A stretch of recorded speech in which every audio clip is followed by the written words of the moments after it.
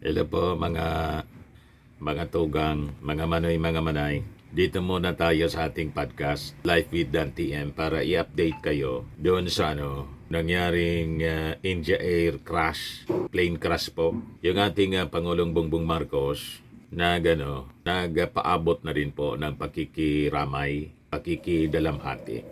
Yan po, President Marcos expresses deep condolences over Air India flight AI-171 tragedy. Sabi ng ating Pangulo, Filipinos are deeply saddened by the tragic crash of Air India and Air India flight A1171 in Ahmedabad. On behalf of the Filipino people, I extend our most heartfelt condolences to Prime Minister Narendra Modi, the government of India, and especially to the families and loved ones of all those who lost their lives. As you know, isa lang po yung survivor. O ito siya, mga kababayan, talagang naabo po. Bumagsak pa siya sa isang building. Ito yung piloto, mga kababayan. Yan siya nang sumabog after na bumagsak. Ito yung isa pang piloto. Dalawa sila Sabi dito sa balita, the pilot of Air India's doomed flight out of Ahmedabad issued a desperate mayday call moments before smashing into a doctor's hostel, killing almost everyone on board. Captain Sumit Sabharwal warned the plane was losing power just 11 seconds after lift-off, but could do nothing to avert the catastrophe. 242 po yung patay na pasahero ng eroplano, isa lang yung nakaligtas. Kaya pala hindi tumaas siya, kaya losing power, kaya pabagsak siya. Yung lipad ng eroplano, hindi na naka-take off ng mataas. Ngayon, ito yung binagsakan na building. Nang tumama dyan yung eroplano, bumagsak dyan, yung mga tao rito, kaya more than 290 yung patay kasi yung mga galing dito sa building, yan tumatalon po. Dalawa yata, tumalon yan Matindi. At 3 med students jump off the building after Air India crash. Doon mismo mga kababayan sa building. So nakakalungkot mga kababayan yung nangyaring trahedya. Nagpalabas na ng statement yung CEO ng Air India, yung managing director na si Campbell Wilson. This is a difficult day. Sabi po ng CEO ng Air India. Pakinggan natin yung kanyang statement. I am Campbell Wilson, the CEO of Air India. I want to brief you on a serious incident that involved an Air India aircraft a short while ago. But first, and most importantly, I would like to express our deep sorrow about this event. This is a difficult day for all of us at Air India, and our efforts now are focused entirely on the needs of our passengers, crew members, their families, and loved ones. I know that there are many questions, and at this stage, I will not be able to answer all of them, but I do want to share the information we have at this time. Air India flight AI-171 operated with a Boeing 787-8 aircraft traveling from Ahmedabad to London Gatwick has been involved in an accident after takeoff. Flight AI-171 was carrying 230 passengers and 12 crew members on board.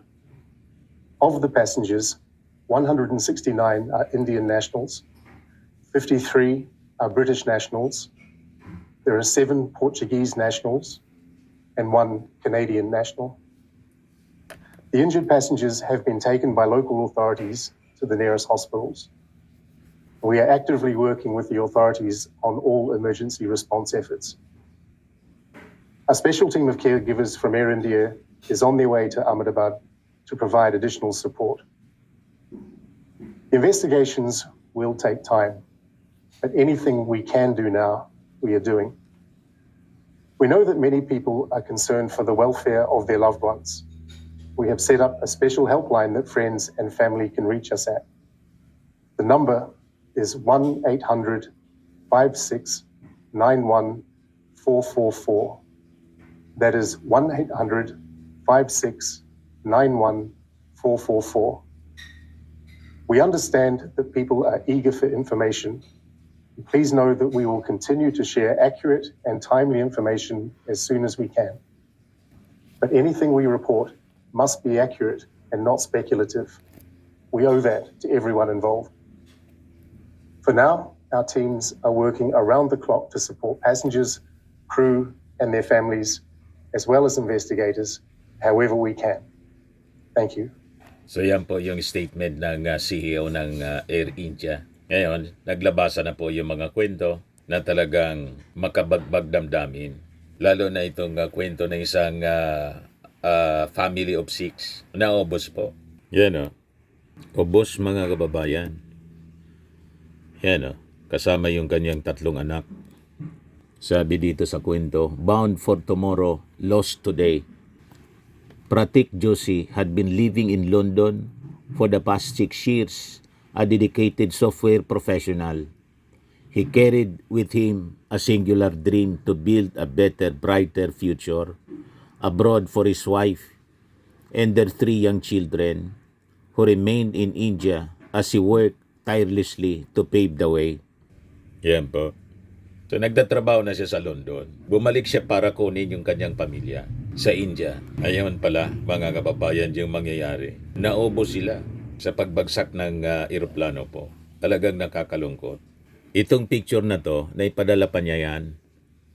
Nag-selfie muna sila. Tulad ng ginagawa ng karaniwan sa atin. Selfie muna tapos sinend sa kanilang mga kamag-anak. Yun na pala yung last moment nila dito sa ibabaw ng mundo. Kaya sabi dito sa kwento, after 6 years of sacrifice, planning, and endless paperwork, that dream was finally within reach. Just 2 days ago, his wife, Dr. Komi Bias, a respected medical professional, resigned from her job in India.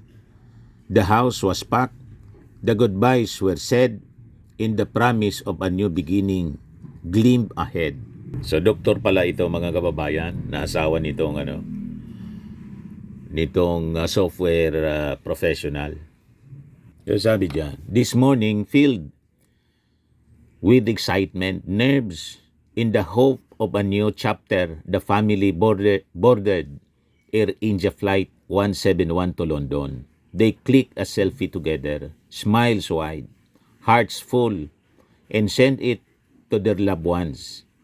A one-way journey to a long-awaited life. But they never made it. The plane crashed. None of them survived. Ubos mga kababayan yung buong pamilya niya. Talagang nakakapanindig balahibo. Sabi sa Bible, for what is your life? It is even like a vapor. Talagang hindi natin alam ang bukas mga kababayan. Kaya kailangan talaga ready tayo to face the Lord. Be saved mga kababayan. At lagi dapat tayo nananalangin sa ating mga pagbabiyahe mga kababayan.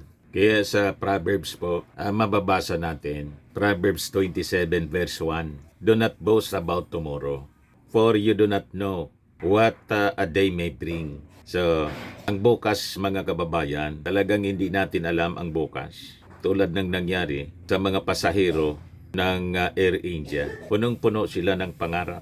Pero hindi man po mga kababayan masama yung mangarap. Dapat tayong mangarap. Pero we have to realize the reality in life.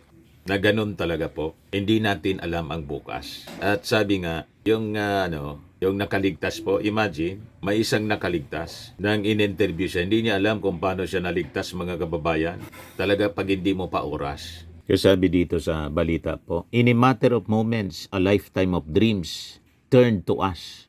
Years of waiting, working, hoping, gone in a heartbeat. 30 seconds lang po after takeoff. Talagang heartbreaking ang nangyari. Kaya sabi dito, it's a brutal, heartbreaking reminder that life is terrifyingly fragile.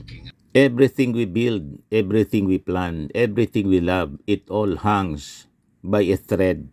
Yes, sabi dito sa kwento, how cruel it is that the future can vanish even before it begins. How helpless we are in the face of fate. No matter how meticulous our blueprints, how noble our intentions, this was not just a tragedy of loss. It was the erasure of potential, the extinguishing of a family's tomorrow, stolen on the brink of joy. O di ba? Isang iglap mga kababayan, lahat ng pangarap na wala. Naging abo lahat mga kababayan sa nangyaring pagbagsak ng Air India. Yes, sabi dito, it compels us to reflect on how often we defer living. We postpone laughter for the weekend, love for the right moment, joy for after the job is done. We mortgage the present in hopes for a better future, and yet the only moment we truly own is now. Yan ang reality. Kaya lagi lang dapat tayong handa at maging masaya. Huwag sayangin yung ating panahon sa ating mundo. Ready to face the Lord at any moment. Be safe. Yan po ang importante, napaka-importanting bagay. Sabi nga sa Bible, for what is your life? It is just like a vapor that appears for a little time and vanishes away. Ganon ang nangyari, mga kababayan, sa pagbagsak ng Air India po. Yes, sabi dito, so while you can live, love, hold your people close, say the things you have been meaning to, start the life you keep putting off. Do not wait for happiness to begin tomorrow because sometimes tomorrow never comes. Tama po mga kababayan, kasi hindi nga natin hawak po ang bukas. You see, that is the reality of life. Ito mga reactions po ng mga netizens. We are all walking on tight ropes with shifting winds. Sabi ni Anila Liwaki, just thinking about how they probably never thought that this family picture would go viral. That people all over the world commenting condolences message wherever it's posted. So tragic. May they rest in peace. Sabi ni Carlos Reyes, go home and tightly hug your children and loved ones and truly express how much you love them. Sabi po ni Lavonda Demetria, I'm so glad they could be together and hope the last moments as a family were filled with love. May they rest in eternal peace. Sabi ni Rafael B. Pascual Jr., live today for tomorrow may not come. Love others as you love yourselves. Lesson learned. May they all rest in peace. Pray for divine mercy. Develop the 3 o'clock habit. Be blessed. O ngayon, ito naman mga kababayan yung isang kwento ng supposedly pasahero ng Air India. Pero anong nangyari? Na-late siya for 10 minutes. So, hindi siya nakasama mga kababayan sa namatay. So talagang hindi pa niya oras. Minsan po yung mga nangyayari sa atin sa buhay natin, ang akala natin masama. Yun pala, yung kanyang pagka-late kasi na traffic daw, yun ang magliligtas sa kanya. Ayan ba? Traffic saved me. Student missed Air India crash by just 10 minutes. Sabi dito sa kwento, Bumi Chauhan remembers being angry and frustrated. Bumper-to-bumper traffic had delayed her car journey to Ahmedabad Airport, so much so that she missed her Air India flight to London. Got weak by just 10 minutes. Nakita ninyo ang buhay, mga kababayan? Kung hindi siya na traffic, hindi siya na late, wala na siya ngayon. Milagro, mga kababayan talaga. Yung pagkaligtas niya, ang nagsalba pala sa kanya sa trahedya, yung traffic, yung pagka-late niya. 10 minutes lang po. Miss Chauhan, a business administration student who lives in Bristol with her husband, had been visiting Western India for a holiday. Nagbakasyon lang pala. The 28-year-old was due to fly home on A1171 noong Thursday, which crashed shortly after takeoff, killing 241 people on board and more on the ground. Sabi dito sa kwento. But after arriving at the airport less than an hour before departure, airline staff turned her away. We got very angry with our driver and left the airport in frustration, she recalls. I was very disappointed. We left the airport and stood at a place to drink tea, and after a while, before leaving, we were talking to the travel agent about how to get a refund for the ticket. There I got a call that the plane had gone down. Grabe po, nagkakapanindig balahibo ang kanyang kwento. Naligtas siya dahil sa pagka-late sa pagpunta sa airport. So sabi po niya, this is totally a miracle for me. Yan po siya mga kababayan. Talagang hindi pa niya oras kasi. So sabi niya, dumating daw siya sa airport at around 12:20 p.m. local time. 10 minutes after boarding was due to commence. Her digital boarding pass, seen by BBC News, shows her assigned to economy class seat 36G. But despite having check-in online, sabi niya, yung airline staff niya would not allow me to complete the process at the airport. Talagang milagro mga kababayan. Lahat ng difficulties, lahat ng hirap, dinanas niya para lang sana makasakay sa eroplano. Pero hindi nangyari. Yun pala, kung nangyari, hindi siya nakaranas ng ganong delay o nasa traffic. Tapos yung check-in, patay na siya ngayon sigurado. You see? So parang angel. Yung driver niya, pagkatapos na kinagalitan niya, pati yung airline staff, na galit na siya kasi late na siyang masyado. Parang guardian angel na niya.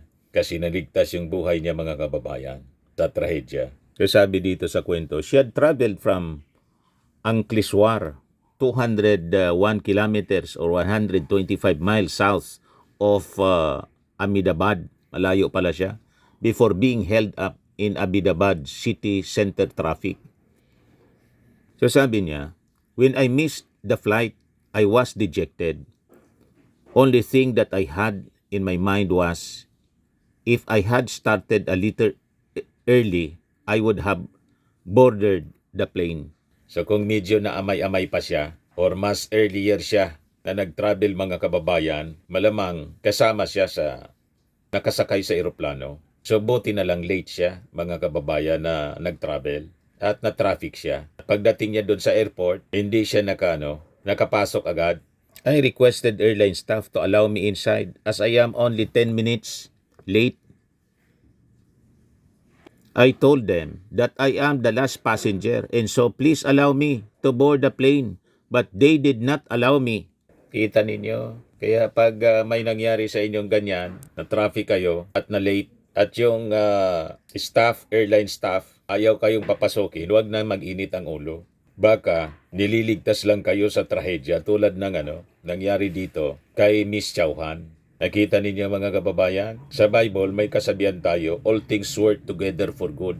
Ako may may experience din na hindi ako nakasama sa travel. Hindi na lang ako naghimutok. Sabi ko, baka talaga niloob ni Lord, hindi ako makasama sa travel namin. Ako lang yung naiwan eh. Hindi na-process yung South Korea, sa Seoul, South Korea, noong 2017 yata, 2018. Hindi na ako naghimutok. Travel incentive namin yon. Baka ikako kasi kung natuloy ako, hindi natin alam kung ano nangyari sa atin. Baka may masama na mangyari. Pero yung mga kasama ko na nag-travel, okay naman po. Safe naman nakabalik. Pero hindi natin alam. Baka ako lang. Di ba? So ganon. Hindi na ako naghimutok. Kasi naniniwala din ako doon sa kasabihan, old saying. Kapalaran man daw ay hindi mo hanapin, dudulog at lalapit kung talagang atin. Kung talagang akin. Hindi yon kapalaran ko na makapag-travel sa Seoul, South Korea. Di ba po?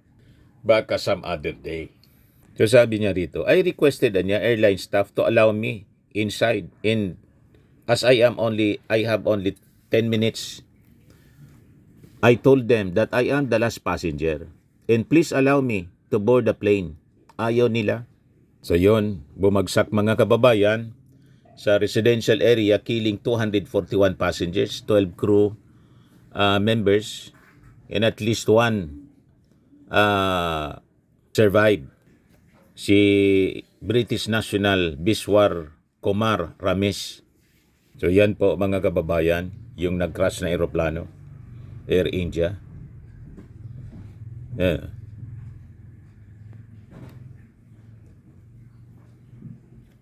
Yan ah.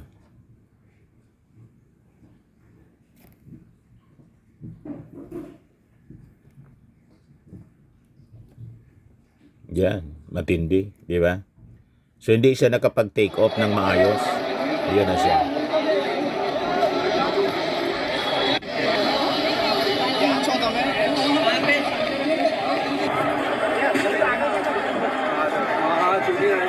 So nagkakagulo. Yan na po yung itsura. Yan o. So ito lang mga kababayan, yung lone survivor. Oh.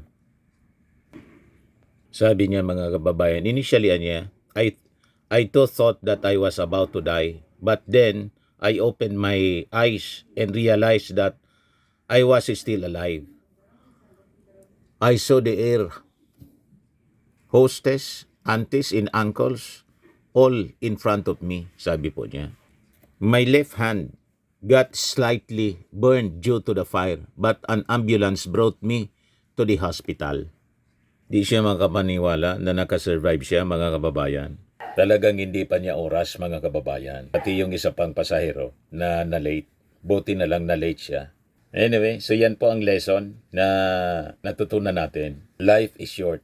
And if it is not your time, it will not be your time. Meaning, yung mga namatay, talagang yun na po yung hangganan ng kanilang buhay. Kaya lang, nakakalungkot. Kasi nakakapanindig balahibong trahedya yung nangyari sa kanilang buhay. So sabi natin, lagi lang tayo manalangin sa ating mga pag-travel, sa kalsada man o sa eroplano, pagbiyahe natin, saan man tayo pupunta. Okay po? So that's it mga kababayan. Kung hindi pa kayo nakapag-subscribe dito sa ating podcast channel, Life with Don TM, click subscribe po ninyo. And pag-share naman po sa inyong mga kakilala. Salamat po. Bye-bye. God bless.